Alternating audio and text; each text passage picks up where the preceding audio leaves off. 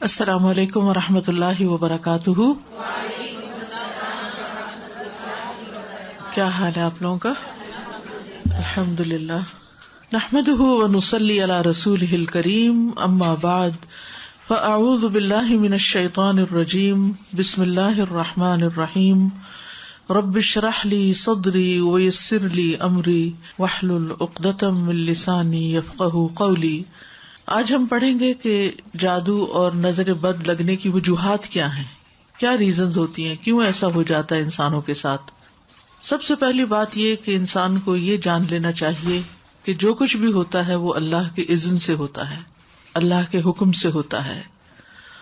سورۃ تغابن میں اللہ تعالیٰ فرماتے ہیں ما اصاب من مصیبۃ الا باذن اللہ ومن یؤمن باللہ یہد قلبہ واللہ بکل شیء علیم.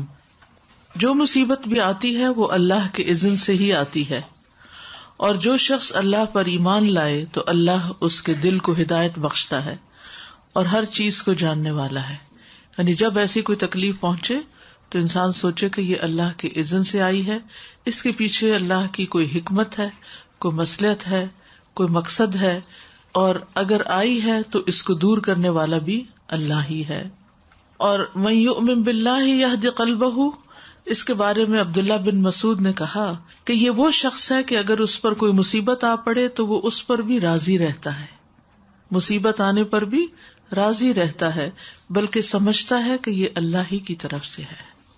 پھر یہ بات یاد رہے کہ ہر بیماری، تکلیف یہ تقدیر کا حصہ ہے. یعنی اللہ سبحانہ تعالیٰ نے بندوں کو پیدا کیا اور ان کی تقدیر بھی بنائی. تو اسی لیے مومن کیا کہتا ہے، قل لن یصیبنا الا ما کتب اللہ لنا هو مولانا، کہ ہمیں ہرگز نہیں پہنچا مگر وہی جو اللہ نے ہمارے لیے لکھ دیا تھا، وہی ہمارا مولا ہے. یعنی اس کو ٹھیک بھی وہی کرے گا، اس تکلیف کو دور بھی وہی کرے گا. پھر اسی طرح اللہ کا اذن کیوں ہوتا ہے، اس کی وجوہات کیا ہوتی ہیں، وہ تو اللہ ہی بہتر جانتا ہے. لیکن جو وجوہات ہمیں قرآن و سنت سے پتہ چلتی ہیں ان میں سے ایک وجہ یہ ہے کہ جب انسان اپنے اذکار میں، تلاوت میں، دعاؤں میں، تعوذات میں کمی کرتا ہے تو شیطان کو اٹیک کا موقع مل جاتا ہے. جیسی سمپل سا فارمولہ ہے، آپ کو سردی کیوں لگ جاتی ہے؟ کیونکہ آپ نے پراپر کلودنگ نہیں کی ہوتی، آپ نے پراپر اپنے آپ کو ڈریس اپ نہیں کیا ہوتا، تو وہ پھر آپ کے اوپر اٹیک ہو جاتا. اسی طرح بہت ساری چیزیں جو اسباب کی، یہ دنیا اسباب کی ہے، تو وہ اسباب کیا ہیں کہ جس کی وجہ سے کوئی مسئلہ پیش آ جاتا ہے. وہ ہم سب جانتے ہیں کہ اللہ سبحانہ تعالیٰ نے جتنی چیزیں دنیا میں بنائی ہیں ان سب کا کوئی نہ کوئی ایفیکٹ بھی ہے، ان کے اندر اثرات بھی ڈالے ہیں. تو وہ مخصوص اثرات ہوتے ہیں جو انسان کے اوپر عامل ہوتے ہیں. ابن القیم کہتے ہیں کہ نظر بد ایک قسم کے تیر ہوتے ہیں جو محسود کی طرف حاسد اور عین یعنی نظر لگانے والے کے نفس سے نکلتے ہیں. کبھی تو وہ ان کا نشانہ بن جاتا ہے، کبھی وہ خطا ہو جاتے ہیں، یعنی تیر ادھر ادھر ہو جاتے ہیں، اس بندے کو نہیں لگتے. پھر اگر یہ تیر اس کو ننگا پاتے ہیں تو اس پر کوئی بچاؤ کا سامان نہیں، یعنی اگر عبادات وغیرہ کی زرہ اس نے نہیں پہنی ہوئی تو اس پہ لگ جاتے ہیں. اور یہ کہ وہ صبح شام کی اذکار کی حفاظت کرنے والا نہیں. تو جو شخص صبح شام کی اذکار کی حفاظت کرے وہ اللہ کی پروٹیکشن میں ہوتا ہے، اور اس نے اپنے اوپر حفاظت کا لباس پہنا ہوا ہوتا ہے کہ کوئی تیر آئے بھی تو وہ بسم ہو جاتے ہیں، ختم ہو جاتے ہیں، اس کو نقصان نہیں دیتے. اسی طرح ایک اور وجہ یہ ہے کہ کوئی بھی مصیبت انسان پر امتحان اور آزمائش کے لیے آتی ہے، انسان کو دیکھنے کے لیے کہ وہ کرتا کیا ہے. اور پھر جادو اور نظر بد کی علامات کیا ہیں، کہاں سے پتہ چلے گا کہ یہ جادو ہے یا نظر بد ہے. تو قرآن و سنت کی روشنی میں ہم دیکھتے ہیں کہ مریض کے اوپر کس قسم کے اثرات ہوتے ہیں اور کیا علامات ہوتی ہیں. مثلاً جب انسان پر جادو ہوتا ہے یا اس کو نظر لگتی ہے تو وہ دیوانوں جیسی حرکتیں کرنے لگتا ہے، یعنی اچانک اس کے مزاج میں تبدیلی آ جاتی ہے. یعنی ایک اچھا بھلا چنگا بھلا انسان، بھلا مانس گالی گلوچ پہ اتر آتا ہے. یہ دیوانگی ہے نا، پاگل پن ہے.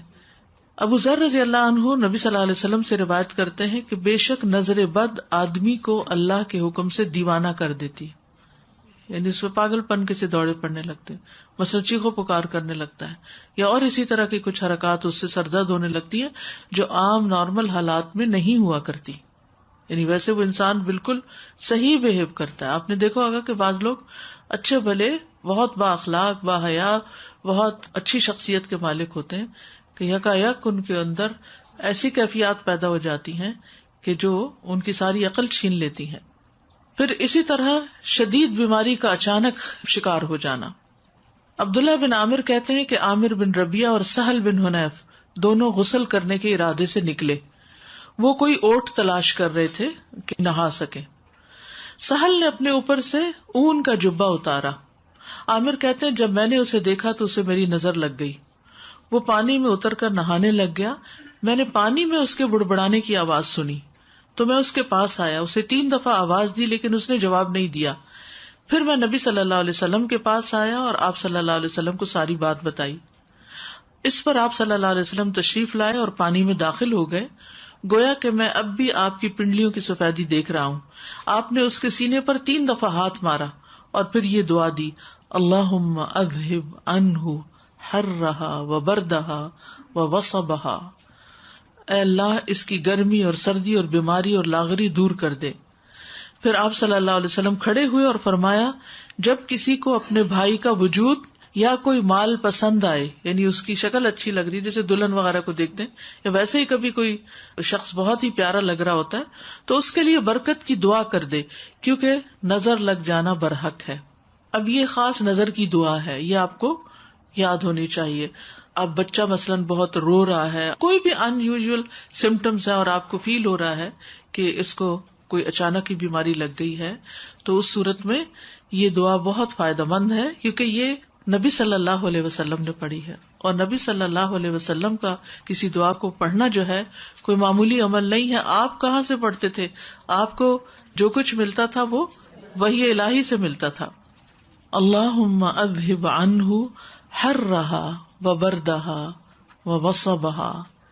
اے اللہ اس سے دور کر دے اس کی گرمی، یعنی اگر نگاہوں کی گرمی اس کے اندر آئی ہے تو وہ دور کر دے، اور سردی اور بیماری اور لاغری. ووصبہا، وصب کہتے تھکاوٹ اور لاغری. پھر اسی طرح چہرے پر دھبے پڑنا، یہ بھی نظر لگنے کی علامت ہوتی ہے، چھائیاں وغیرہ پڑنا جو ہوتا ہے. پھر بچوں کا بلا وجہ روتے رہنا.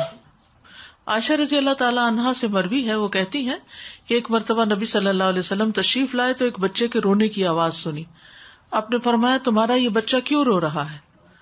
یعنی ایک ہوتا ہے نا تھوڑا بہت روئے، اب اس کو بہلائیں وہ بہل جاتا ہے، دودھ پلائیں پینے لگ جاتا ہے. لیکن ہو سکتا ہے کہ آپ میں سے جن لوگوں نے بچے پالے ہیں انہیں یاد ہوگا کوئی نہ کوئی ایسا واقعہ کہ بچے نے جو رونا شروع کیا، آپ دودھ پلا رہے ہیں تو دودھ نہیں پی رہا، کھڑے ہو رہے ہیں، لیٹ آ رہے ہیں، بہلا رہے ہیں، چھنچنے جھنجھنے سب کام کر لیے، لیکن بچہ ہے کہ چپ ہی نہیں کر رہا. یعنی وہ ساری چیزیں جن سے وہ آسانی سے بہل جاتا ہے ان سے وہ بہل کے نہیں دے رہا. تو یہ بھی کس چیز کی علامت ہے؟ نظر کی. کیا دلیل ہے کہ یہ نظر کی علامت ہے؟ کیونکہ نبی صلی اللہ علیہ وسلم نے اس ماں کو جس کا بچہ روئے چلے جا رہا تھا اور چپ نہیں کر رہا، آپ نے فرمایا کیا تم نے اس کو نظر بد کا دم نہیں کرایا؟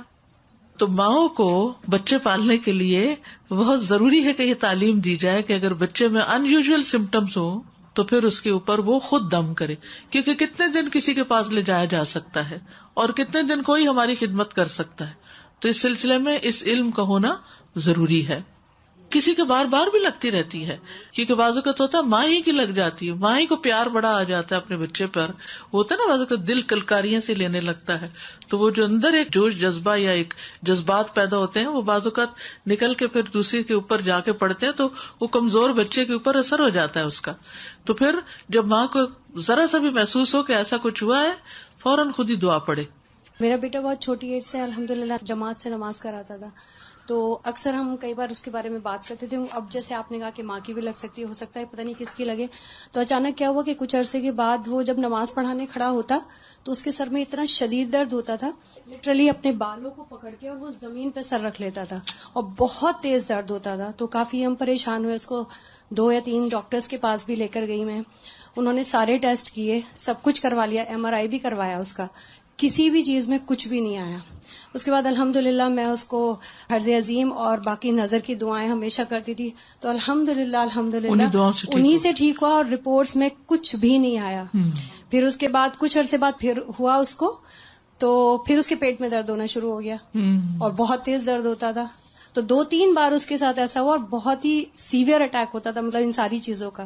پر الحمدللہ جب بھی ہوا تو الحمدللہ میں نے صرف اس کو قرآن سے اور رقیہ سے ہی کیا, اور الحمدللہ وہ بالکل ٹھیک ہو گیا. الحمدللہ. اسی طرح بچے کمزور ہو جاتے ہیں, سوکھے کا مرض آپ نے سنا ہوگا, سب کچھ کھاتے پیتے ہیں لیکن ان کی جان نہیں بنتی, کمزور ہوتے ہیں. آپ صلی اللہ علیہ وسلم نے اسما بنت امیس رضی اللہ عنہا سے کہا, کیا بات ہے کہ میں اپنے بھائی یعنی جعفر بن ابی طالب کے بیٹوں کے جسموں کو دبلا دیکھ رہا ہوں, کیا انہیں فقر و فاقہ رہتا ہے, انہیں کھاتے پیتے کچھ نہیں؟ انہوں نے عرض کیا, نہیں بلکہ انہیں نظر بد بہت جلد لگ جاتی ہے. آپ صلی اللہ علیہ وسلم نے فرمایا, انہیں دم کرو. انہوں نے آپ کے سامنے چند کلمات پیش کیے تو آپ نے فرمایا انہیں دم کرو, یعنی انہوں نے دم کے کلمات کچھ بتائے.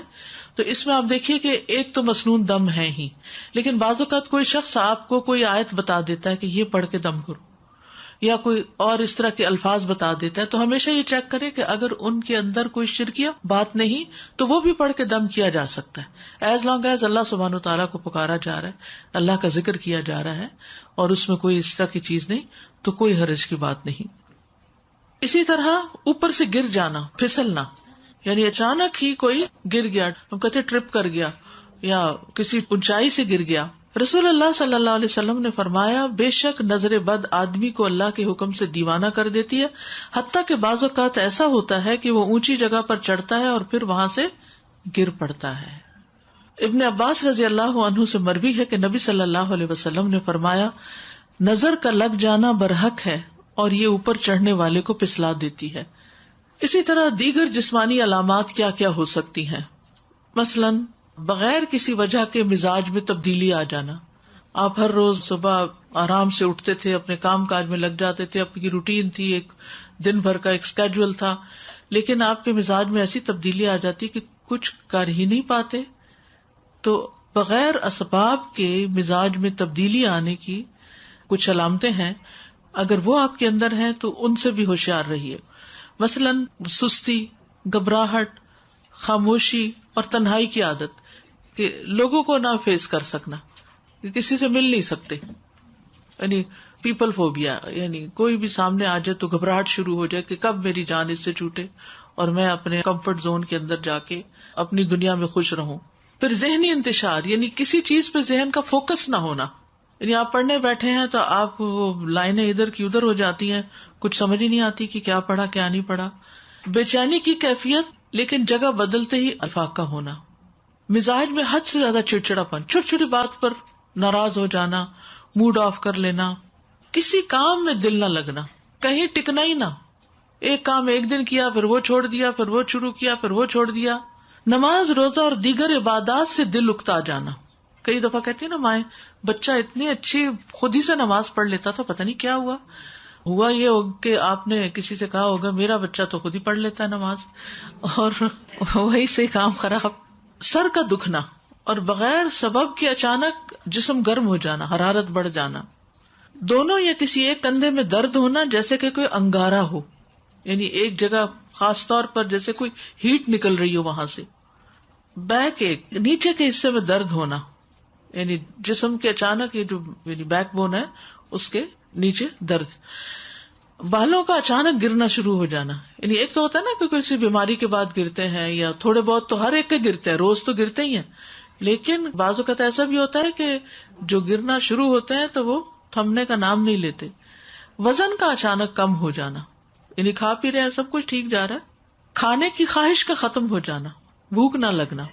فضا میں خنکی بھی ہو تو جسم کی حرارت بڑھ جانی, باہر ٹھنڈا ہے لیکن جسم گرم ہوئے چلا جا رہا ہے, اور اسی طرح باہر گرمی ہے اور جسم ٹھنڈا ہی ہوا چلے جا رہا ہے. چیز کو ذہن میں رکھنے, حفظ کرنے اور سمجھنے کی قدرت نہ ہونا, یعنی حفظ ہوتا ہی نہیں, کر کر کے پھر وہیں کا وہیں کڑے.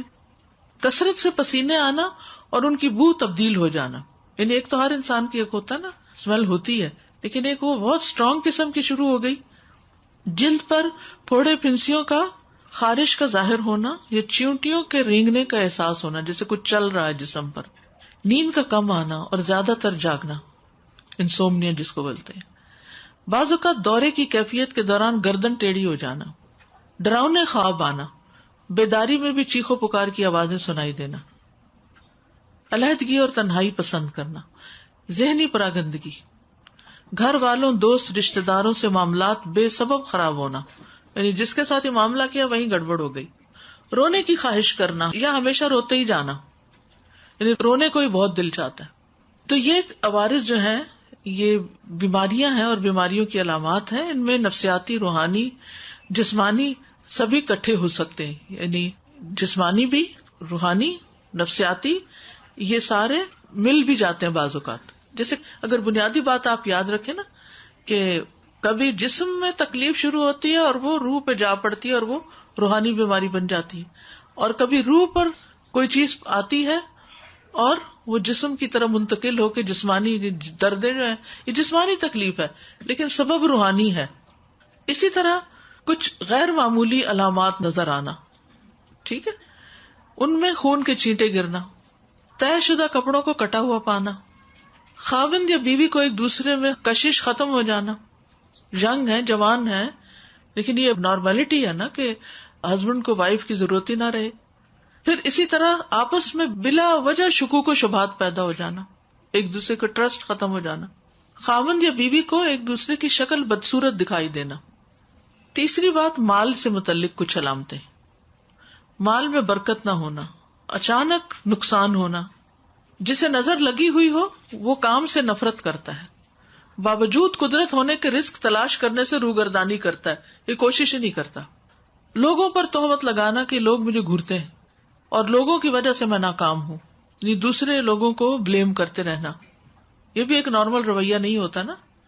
انسان اپنے نقصان یا اپنے ناکامی کی ریزن صرف دوسروں کو دے کے مطمئن نہیں ہو سکتا، اس کو خود بھی رسپانسبلٹی لینی چاہیے، لیکن وہ شخص کنونسڈ ہوتا ہے کہ نہیں، دوسروں کی وجہ سے ہی میں ناکام ہوں، میرا اپنا کوئی قصور نہیں۔